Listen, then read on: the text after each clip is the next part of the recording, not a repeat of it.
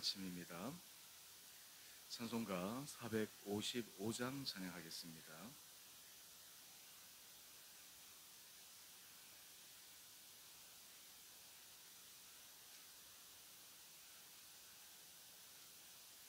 주님의 마음을 본받는 자, 그 맘에 평강이 찾아오무, 험악한 세상을 이기림이 하늘로부터 임함이로다. 주님의 마음 본받아 살면서 그 거룩하신 나도 이루리. 주 모습 내 눈에 안 보이며 금속 내 귀에 안 들려도 내 영혼 날마다 주를 만나 신령한 말씀 늘 배우도다. 주님의 마음 본받아 살면서 그 거룩하신 나도 이루리. 가는 길 거칠고 험하여도 내 맘에 불평이 없어짐을 십자가 고난을 이겨내시 주님의 마음 본받음이라. 주님의 마음 본받아 살면서 그 거룩하신 나도 이루리. 주 예수 세상에 다시 오시 그날엔 무성도 변화하여 주님의 빛나는 그 형상을 다 함께 보며 주 찬양하리. 주님의 마음 본받아 살면서 그 거룩하신 나도 이루리. 아멘.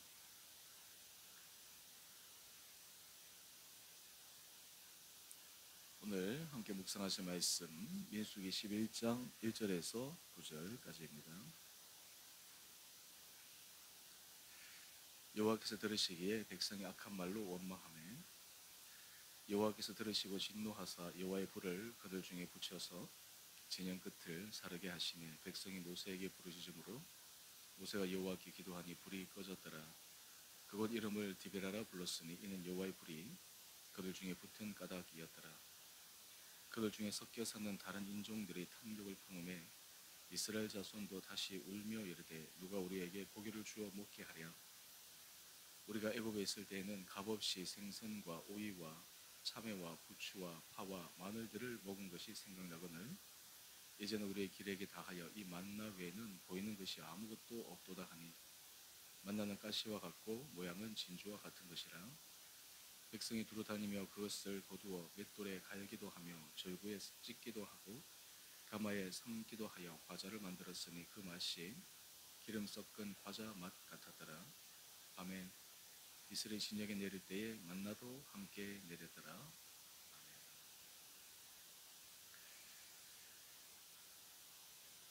우리가 민수기 말씀을 계속해서 묵상하면서 이스라엘 백성들의 모습이 어쩌면 오늘 우리들의 인간의 본성의 모습을 너무나 고스란히 드러내고 있는 것을 발견하게 됩니다.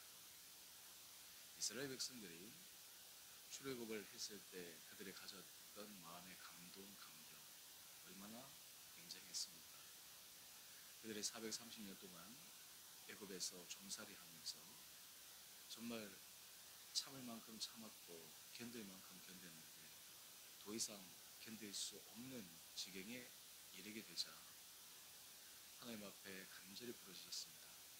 우리를 해방시켜 주십시오. 여기에서 나가게 하여 주십시오.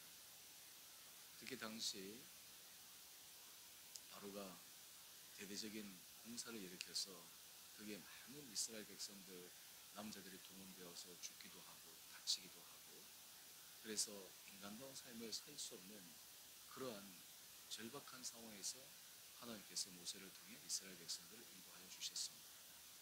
그들에게는 정말 역사적인 사건이며 인생에서 잊을 수 없는 축복의 사건입니다. 사람이 참 그런 놀라운 일을 경험하며 일평생 그것을 기억하고 생각하고 감사하며 살아가는 것이 마땅할 텐데 인간의 마음은 그렇지 않습니다. 우리의 삶의 자리에서 하나님께서 베풀어 주신 은혜를 가만히 생각해 보면 사실 감사하며 사는 것이 어쩌면 당연한 것이 아니겠습니까?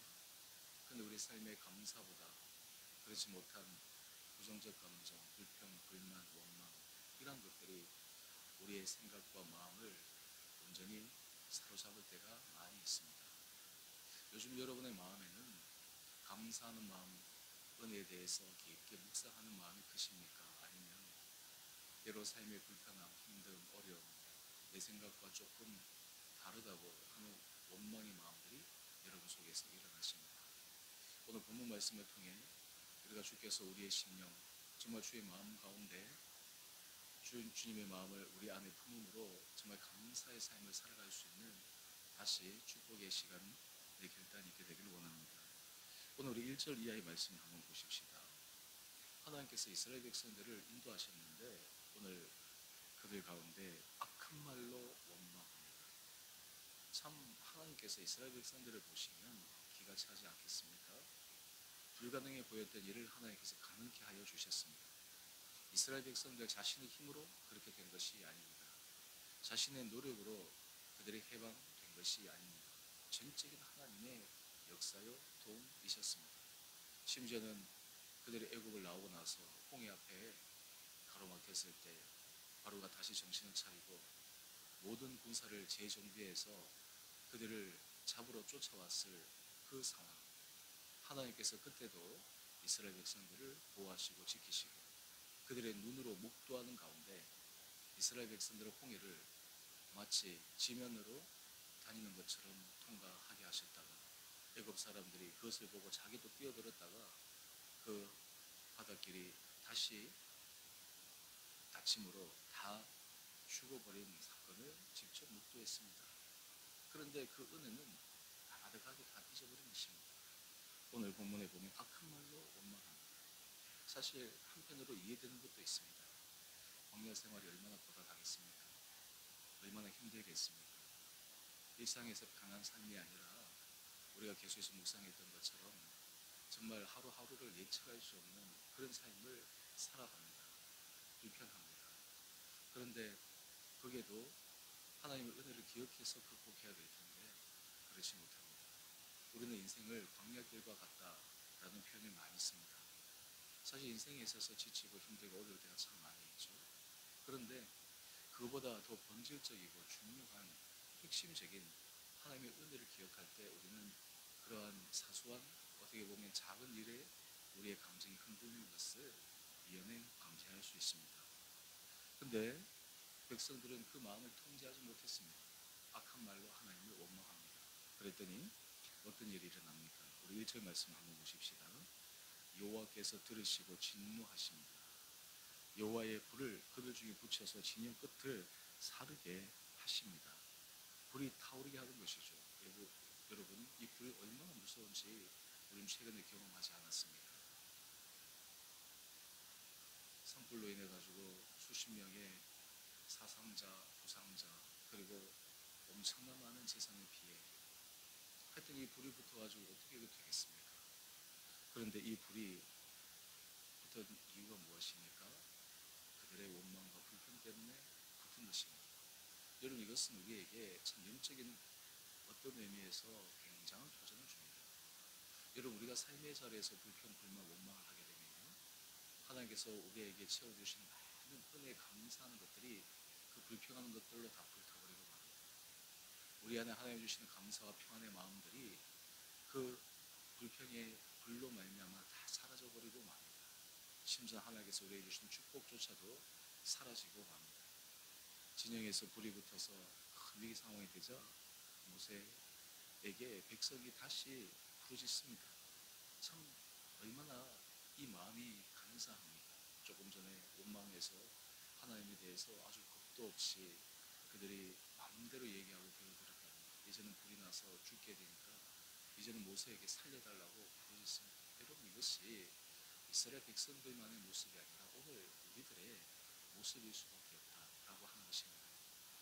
근데 하나님은 이 백성들의 그 간절한 모습을 긍휼히 여기셔서 모세의 기도를 들으시고 불을 꺼주셨습니다. 이 디베라라고 하는 곳이 바로 불이 타오르게 함이라는 그런 의미를 가진 곳인데, 이곳에서 그들이 정말 하나님 앞에서 이렇게 하면 되지 않겠구나 라고 하는 것을 철저하게 훈련받는 장소였습니다. 그런데 이렇게 되면 다시는 그런 일을 하지 않도록 자제해야 되지 않겠습니까? 그런데 우리 4절 말씀 한번 보십시다. 4절 중에 보면 그들 중에 섞여 사는 다른 인종들이, 지금 이스라엘 백성들이 출애굽할 때 이스라엘 백성들만 나온 것이 아니라 아마 거기에 종사를 했던 타 인종들도 함께 이스라엘 백성들과 나왔습니다. 그들은 하나님을 온전히 섬기는 그러한 백성은 아니었지만 자유, 해방을 기대하며 따라 나왔습니다. 죄송합니다. 그런데 그들의 마음속에 탐욕이 일어납니다. 이 탐욕이라고 하는 것은 결국 불편함을 의미하는 것입니다. 이 한 사람의 탐욕, 한 사람의 불편, 불만, 이것이 문제가 아닙니다. 이 한 사람, 작은 소수의 이러한 마음이 어떻게 됩니까? 4절 말씀을 계속해서 한번 보십시다. 이스라엘 자손도 다시 울며 이르되 이스라엘 자손 전체 마음에 다 오염시켜버린 것입니다.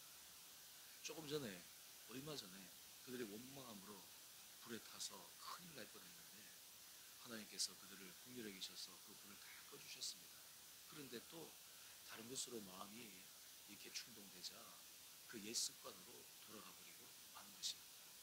여러분, 이 죄성이라고 하는 것이 이렇게 무섭습니다. 우리 안에 이 죄성이 발현되기 시작하면 그 어느 누구도 막을 수가 없습니다. 하나님께서 우리의 마음을 우리 영혼을 지켜주실 때만 이겨낼 수 있는 것이 아니겠습니까? 근데 그들이 불평할 때 불평하는 내용을 한번 보십시다. 우리 4절 하반절 보면 누가 우리에게 고기를 주어 먹게 하느냐. 지금 광야에서 그들이 일을 합니까? 노력합니까? 수고합니까? 물건을 삽니까? 하나님께서 만나를 통해 그들을 먹이시지 않습니까? 그들의 생존을 책임져 주셨습니다. 그런데 이제 생존의 문제가 해결된 것, 그것에 대해 감사하기보다는 왜 우리에게 고기를 주어 먹게 하지 않느냐, 불평, 불만합니다. 심지어는 우리 5절 말씀을 한번 보십시다. 5절을 보면 너무나 기가 찬 이야기를 합니다. 우리가 애굽에 있을 때에는 값없이 생선과 오이와 참외와 부추와 파와 마늘들을 먹은 것이 생각나거든요. 이건 얼마나 어이없는 이야기입니까? 그들의 애굽에서 당한 압제, 수모, 그리고 생존의 위협 얼마나 컸습니까? 그것들을 잊어버렸습니다. 사실 만약에 그들의 애굽에서 생선과 오이, 참외, 부추, 파와 마늘 먹은 것이 그들에게 좋았고 행복했다면 왜 하나님 앞에 출애굽해달라고 간절히 기도했겠습니까? 이것은 그 당시에 그들에게 삶의 활력을 주는, 힘을 주는 요소가 아니었습니다. 정말 그들이 죽고 사는 절박한 문제에 부딪혀서 살려달라고 하나님께 부르짖었는데 이제는 반대로 얘기합니다. 여러분, 이것이 얼마나 인간의 악한 모습입니까? 정말 중요한 것을 싹 빼버리고 맙니다. 왜 그들이 하나님 앞에 부르짖었는지 다 알 것입니다. 그런데 그것은 기억도 하지 않습니다. 그들이 얘기하는 것 너무나 지엽적인 부분이지 않습니까? 값없이 생선과 오이와 참외와 부추와 파와 마늘들을 먹은 것. 여러분 이것들로 지금 하나님 앞에 불평불만하는 것입니다. 여러분 한번 생각해 보십시오. 이것을 먹고 압제당하고 늘 두려움과 고통 속에서 살아가는 것이 좋았다면 왜 그들이 하나님 앞에 부르시겠습니까? 그들이 출애굽하고 그들이 해방되었을 때 누렸던 감격과 기쁨, 이것들을 몰랐습니까? 이미 다 알았습니다. 그런데 이것은 그들에게 사소한 것이었습니다. 이것 없이도 살아갈 수 있다라고, 오히려 우리에게 해방이 주어지면, 우리에게 자유가 주어지면 우리에게는 너무나 큰 기쁨이 있을 것이라고 그들이 생각하지 않았겠습니까? 하나님의 생각이 바뀐 것이 아닙니다. 사람의 생각이 바뀐 것입니다. 사람의 마음이 바뀐 것입니다.